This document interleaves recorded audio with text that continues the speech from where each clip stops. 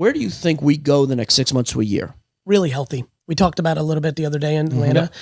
Really good. Because most people in the hobby right this second are incredibly aware and have either lived through or were right there after both 21 and 23. Sure.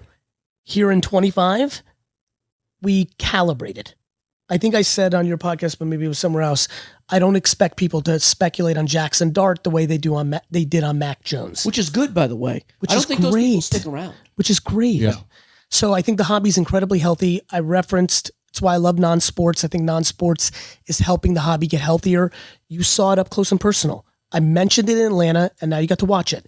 People came from VFriends to watch his And came to me. to. So I think people should be cheering for the SpongeBob set that's about to come out. Yeah. Tons of people are going to buy SpongeBob. They're going to be like, oh, Topps Chrome is cool. Yep. Oh, I like basketball too. Topps Chrome basketball? Yeah, Cooper exactly. Flag rookie? I like Cooper. I'm a Dallas fan. So I think the hobby's extremely healthy. Mm-hmm. I'm shocked, actually, of how bullish I am, meaning I tend to be optimistic, but careful, and so I just think that there is a couple things in place. The media landscape, because social media and podcasts and YouTube, there's not going to be any shortage of content. Right now, you'll open up Instagram and YouTube, and there's much more card content, and there's Pac-Man this, and there's Hobby this, and you got to your point, fishing's much bigger than cards. So yes, it's smaller than that, and that means there'll be less people with millions. But the fact that there are so many people with tens of thousands and hundreds of thousands, that didn't exist 5 to 7 years ago. That's true. Yeah. So we made incredible strides. I went to National 2018 Cleveland to do research quietly. Oh, Mike was there. Dude, 2018 was great. Just to be clear. So we were at Cleveland this last year. You were in Cleveland. Yeah.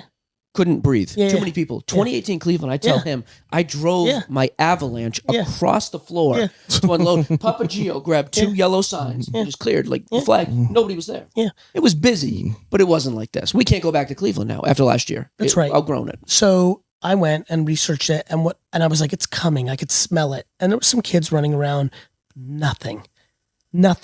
Like we are. And so I think we have to remember how much we've grown in just a 7-year window. Yeah.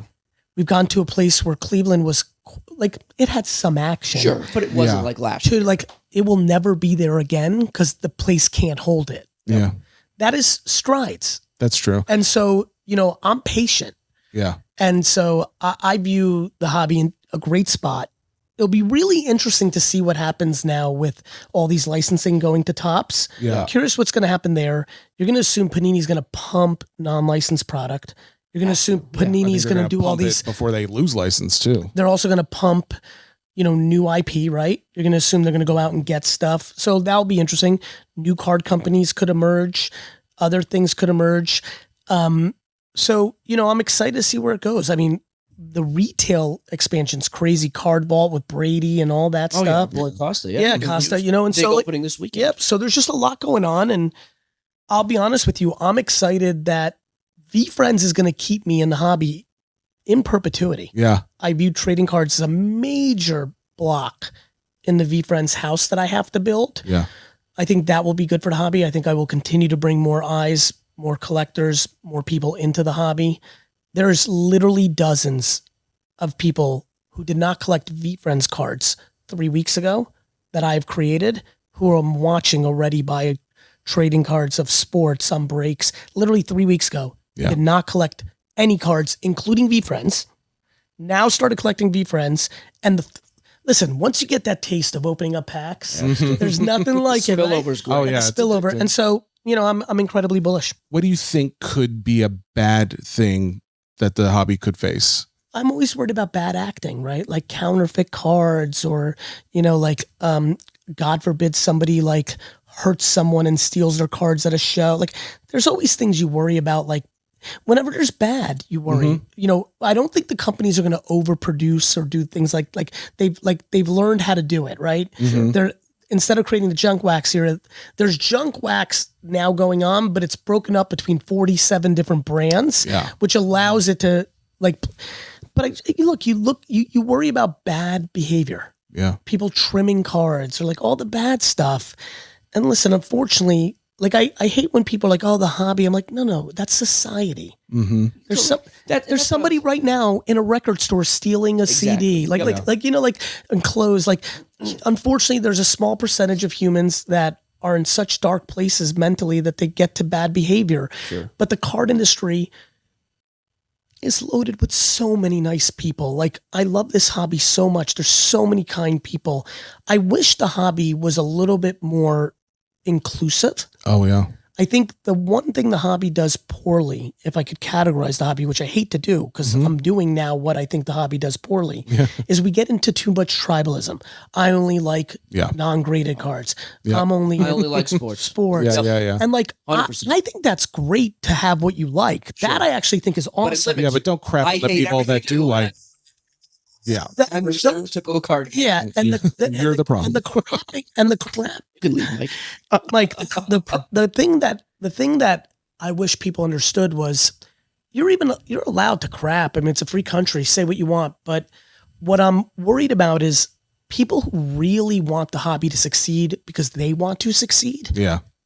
Are very naive to not realizing they should want everybody to do everything they want because the more we have, the more we spill into each other. Yep. Benefits like everybody. It's crazy how much non-sports collecting I've done in the last 2 years. Mm-hmm. I mean, real numbers, millions. I love to and hear this. I would have never bought a single Superman 1940 gum ink rookie card had I not fallen in love with Don Mattingly 84 Topps. Sure. There's just no path to it. Wow. And so I just think that if I could say anything for the people in the hobby, when, if you have a young kid, there was this, when you have babies, there's this thing like, don't yuck their yum. You would tell your little kids, was a saying when I had little kids. Like, look, I think buying high-end speculative rookie, I've been reading all the comments of every single post on VFriends, and I'll see somebody be like, VFriends is fucking scam garbage. This is all going to zero. And I go and look on the account of the person. And they're like posting a 101 auto of like a 4th round pick. Yeah. And I'm like, bro.